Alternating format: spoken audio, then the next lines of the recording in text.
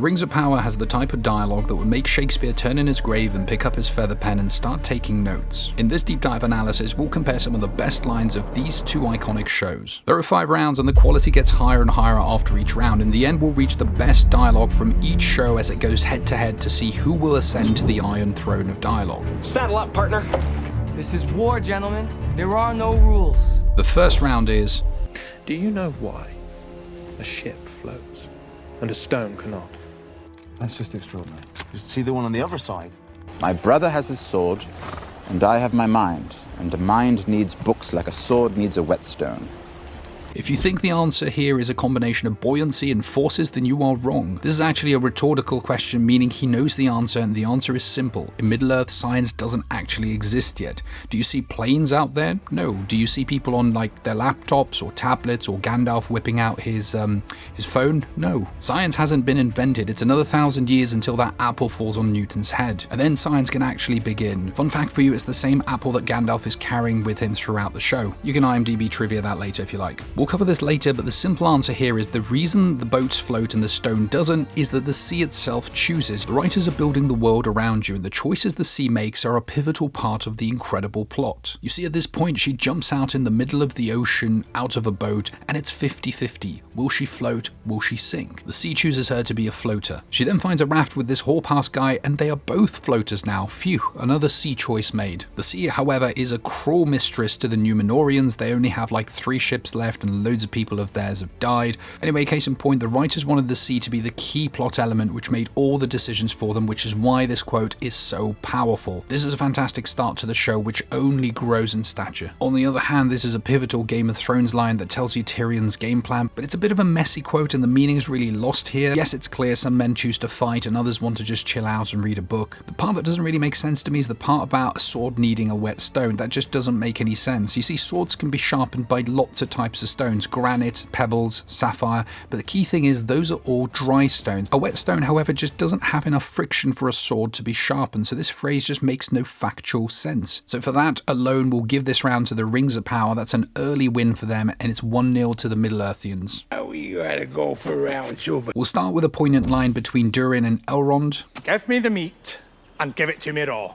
Looks like meat's back on the menu, boys! This actually does a lot of character development. It tells us more about Durin, a man of truths. He would rather eat his meat raw than have somebody cook it for him. Elsrod is quite happy to give him the raw meat. It's quote about friendship, about bromance, about 2 friends who yearn to understand each other so deeply. Quite frankly, these have some of the best chemistry in the whole show, and the acting is on point. A lot of people have suggested that there's some bromancian insinuation here, which is quite frankly, in my opinion, completely absurd.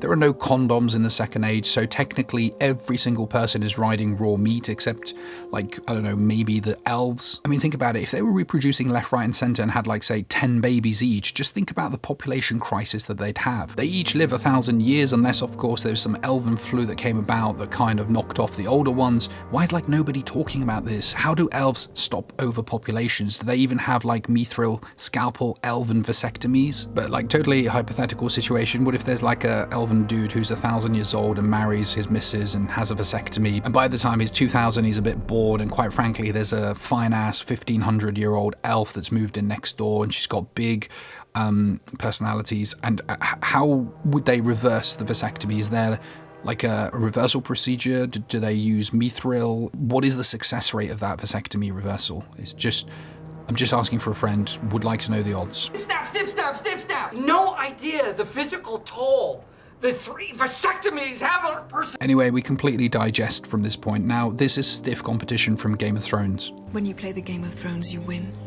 or you die. There is no middle ground.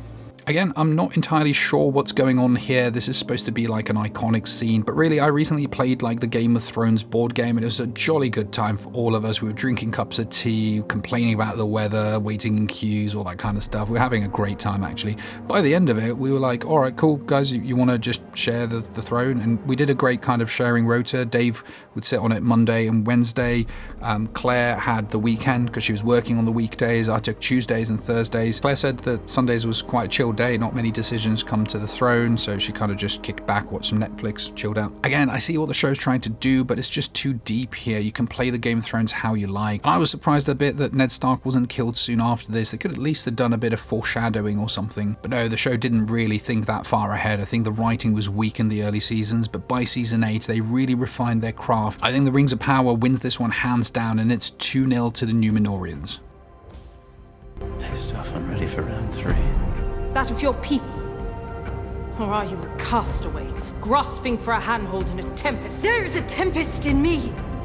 There is a tempest in me, so let's look at this fascinating word up together. So looks like tempest is like a violent windy storm or something. You can see its origins from Latin tempus and then how it's made it to Middle English. And it's interesting, this word was actually used as we are set in the Second Age of Middle-earth. The writers clearly stayed true to the law and used the right language. Extra points for you there, my friends. And look, the stock price in this word has dropped, but I personally would invest in it after the show comes out. But I think the key thing people are missing here is that Galadriel is making it clear why she's so pissed. She's just arrived to a new, distant land. Lots of people criticize her character for being too moody or bratty, but you're missing something important here. Imagine this, you've got to bring realism here. Me and my mate Dave, not the same one with the board game, but some other one, we went to Thailand and we, on our first night, we had some Indian food and immediately we got Delhi belly. You're telling me that she's arrived to this new land, has been eating their food, and she hasn't got the craps? Of course she has, and it explains why she's so short-tempered for a 4,000-year-old lady. I think now she's the oldest lady on TV, and she beats the old lady from Titanic by a few years, so that's another Oscar coming for her. So when she says she's a tempest, it's actually a metamorph for how she's got the cramps and the belly wind and all that kind of stuff. And she's also doing something called doublespeak, made famous by the movie 1984, based on that Apple advert, also made in 1984, coincidentally.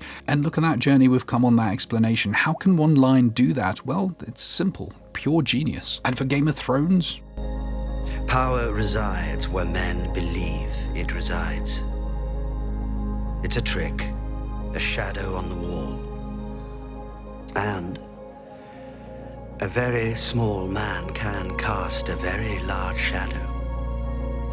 It's a good line, absolutely. I think the guy without genitalia, I think they call him a unicorn, was telling the Littlefoot guy about how to kind of make one's manhood look larger at night in the bedroom. The key is to have a dimly lit room with a girl and to place a bedside light in a flattering angle so that when it casts a shadow over one's manhood, the shadow is actually larger. Again, not enough information in this quote, but you have to fill in the gaps. And a few things I found through trial and error here. Number 1, the wall has to be at least 2 meters away. And number 2, the source light must be at 45 degrees or below for optimum shadow transference. However, practically speaking, it does give good advice to help men build up their confidence. So the Valyrians take this one and make it 2-1. Okay, round 4, here we go. The dog may bark at the moon, but you cannot bring it down. You see, most people think that it's only wolves that howl at the moon. However, if you do a quick Google search, you'll actually find that it's adapted behavior from when they were actually dogs. Dogs barking at the moon is as old as time, and the quote is both poetic and timeless. The great philosopher Ricky Gervais said in a tweet, "When a dog barks at the moon, no one cares. If the moon barks back, the dog becomes famous." This completes perhaps some of the most metamorphical concepts that the Ring of Power deals with. How do we actually deal with trolls? Do we accept them as part of our society? Are they acceptable forms of social commentary? Do they sometimes hold a mirror up to our faces and say uncomfortable things? But maybe things that need to be heard or at least spoken? Or is it better to cast them aside for a number of anti-isms? I don't really have the answer for that, but one thing is for sure, dogs barking won't bring the moon down. That's just silly to think that it can bring down a planet. Sound waves don't actually travel that far anyway. Like a famous phrase goes, in space no one can hear you think. Because obviously you need oxygen to think, and if you have no oxygen, then you are dead and no thoughts can occur in the first place. And the snows fall and the white winds blow. The lone wolf dies, but the pack survives. Game of Thrones here with a corker. It's got rhyme, it's got rhythm, but the meaning is very cryptic. I've done some research on this and the consensus is probably a fortune cookie type phrase, no real meaning attached to it. You see, Ned Stark said a lot of powerful things to his children, but very few of them were actually practical or useful. The writers here are actually trying to be very woke, and you see, statistically speaking, loneliness in modern society is one of the common reasons why people die due to heart disease and diabetes. Here, look at this study which shows it. So I feel the writers were probably under pressure to bring in modern cultural real issues from our society and put it into a fantasy storyline. This is an attempt to artificially inseminate modern day issues into a fantasy show, but to appease whom, I have no idea, but it sure as hell doesn't make sense that a wolf dies of loneliness, especially as a lone wolf. Just tell me who won. It's a close one on this one, but I'll give it to Game of Thrones. Although I like dogs, wolves are far cooler. It leaves us at 2-2 with 1 round to go. Will Game of Thrones complete their great comeback? We've got a nail bite on the next one. Oh, finally. The sea is always right. The sea is always right. The huge issue I have with this line, especially as they're shouting it on a public beach, like think about the concept of this, a bunch of white guys aggressively shouting, "The sea is always right. The sea is always right." It's very easy for them to be heard saying the sea is always white. And that could be seen as racialist because the sea is an open place for everybody of all colours. And I know people jump on the bandwagon of wokeness and this and that, but I think they haven't really done enough in this show. The envelope needs to be pushed past the line in the sand. I am no scholar, but I am well versed in the ancient language of Middle English. A far more appeasing shout would be something like, "The sea is always the sea." Not only is it factually correct, but it has zero chance of offending people. And ladies and gentlemen, that is how you write a script in 2022. If anyone, Amazon, Netflix, HBO, needs a writer, give me a shout. I am unemployed and ready to mingle. I do, however, have to declare something. There is this ongoing kind of investigation thing, nothing major, just some allegations kind of about an incident, but it's cool. It's cool.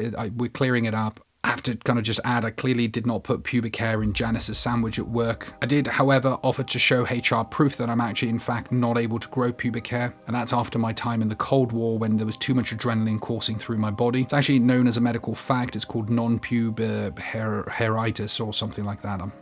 HR obviously couldn't take me up on this, but the offer is on the table. I just wanted to be open and upfront about it. Netflix, Amazon, if you're still kind of watching and interested, I'll be down for that. Okay, on to the Game of Thrones quotes. You won't be a boy forever, and winter is coming. I know this is hard for you, but winter is coming. Not really a big fan of weather reports in my fantasy shows, I have to say. Real life weather reports, of course, I love those. It's super fun, important, especially if this girl is dropping them. I'm British after all, and I need to know exactly when the brolly needs to come out, but all this talk of winter and the overexcitement about it, a bit unrealistic to me. Winter's pretty cold, it's boring, you can't really do much. So to see so many people excited about it and talk about it, it's just a bit like meh. For us over here, it's winter between August and April.